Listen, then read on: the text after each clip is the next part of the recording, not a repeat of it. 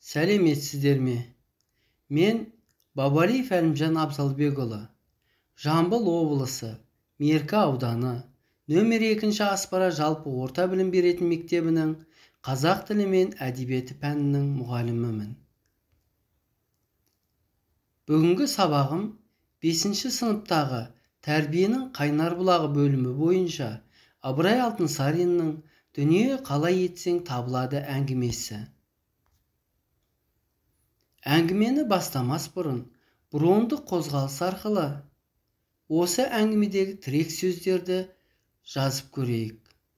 Антон, тіленшілік, еңбекқорлық, кездейсоқ адам, ақыл, ой қозғау.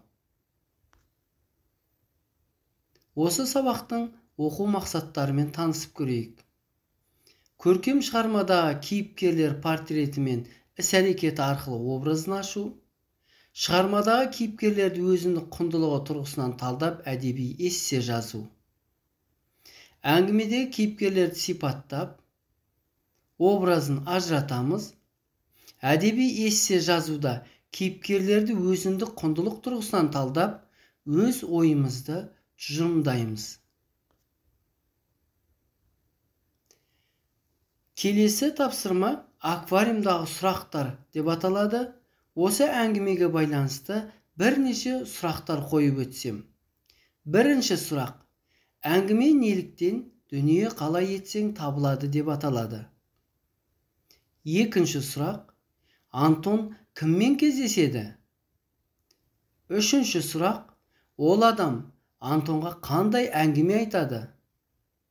Төртінші сұрақ: Антон кездейсоқ адамның әңгімесін қалай қабылдады? Біз сабақтың басында екі топқа бөлінген болатынбыз. Осы себептен бірінші топқа кейіпкер кестесін беріп отырмын.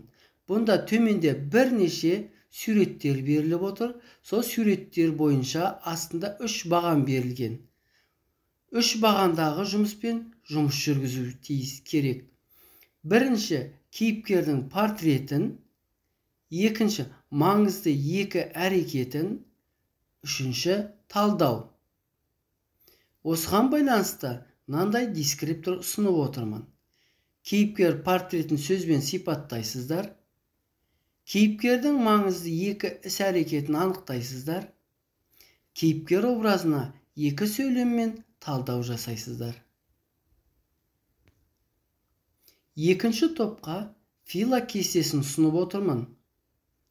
Бірінші дерек, екінші пікір, үшінші сұрақ, төртінші іс-әрекет. Осыған байланысты бірінші тапсырма бойынша кейіпкер бейнесін ашатын мәтіндегі деректерге сілтеме жасайсыздар. Екінші тапсырма бойынша кейіпкер туралы пікір білдіресіздер. Үшінші тапсырма бойынша кейіпкер тұлғасын ашатын сұрақтар дайындайсыздар. Төртінші кейіпкер іс-әрекетіне баға бересіздер. Жұмыс аяқталғаннан кейін кері байланыс ретінде автобус аялдамасын пайдаланасыздар. Рахмет.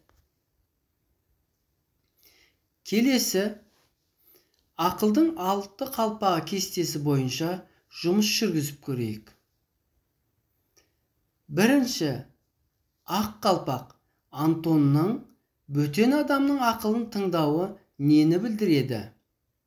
Қызыл қалпақ Антон бейтаныс адамның ақылын тыңдамағанда тағдыры қалай болар еді? Болжап көресіздер. Үшінші, қара қалпақ жақсы өмір сүруге талпыну адамзатқа тән қасиет. Бұл қасиет Антонда бар ма?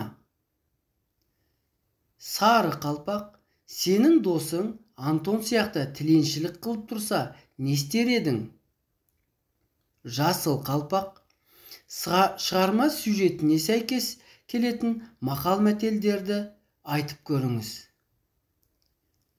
Көк қалпақ аталған пікірлерді ескере отырып, қандай түйін шығаруға болатынын анықтаңыз. Келесі тапсырма Sırlı sızba жазбасы арқылы кейіпкерлерге түсініктеме беріп өтеміз. Бұнда 3 баған берілген, себебі, сондықтан, демек. Бұл бағандар бойынша мынадай жұмыстар жүргіземіз. Бірінші баған бойынша кейіпкерлердің бірін таңдайсыздар, екінші өзіндік бір құндылығын анықтайсыздар, үшінші сыни тұрғыдан пікір білдіресіздер. Жұмыс аяқталғаннан кейін қалыптастырушы бағалау ретінде 2 жұлдыз бір ұсыныс беріп өтесіздер. Келесі тапсырма еркін жазба деп аталады. Бұның еркін жазба әдісінің тақырыбы еңбектің нан тәтті деп аталады. Бұнда 4 тапсырма беріліп тұр. Бірінші 5 минут ішінде жазылу керек. Екінші түзетпей жазу керек. Үшінші шығарма идеясын талдау жасау керек. Төртінші 20-30 сөзден аспау керек. Жақсы жазылған эссені автор орындығында оқимыз. Кері байланыс ретінде бутерброд. Жақсы. Олай болса, бүгінгі сабақта үйге тапсырма алып өтіңіздер. Атымтай Жомарт әңгімесінің мазмұнымен танысу. Ендігі кезекте балалар сабаққа кері байланыс беріп өтейік. Мына жерде сары түсті шеңбер, қызыл түсті шеңбер, көк түсті шеңбер беріліп тұр. Егерде тақырыпты жақсы түсіндім десеңіздер, сары түсті шеңберді, әлі де толықтыруым қажет десеңіздер, қызыл түсті шеңберді, маған көмек қажет десеңіздер, көк түсті шеңберді белгілеңіздер. Жақсы, рахмет, сау болыңыздар.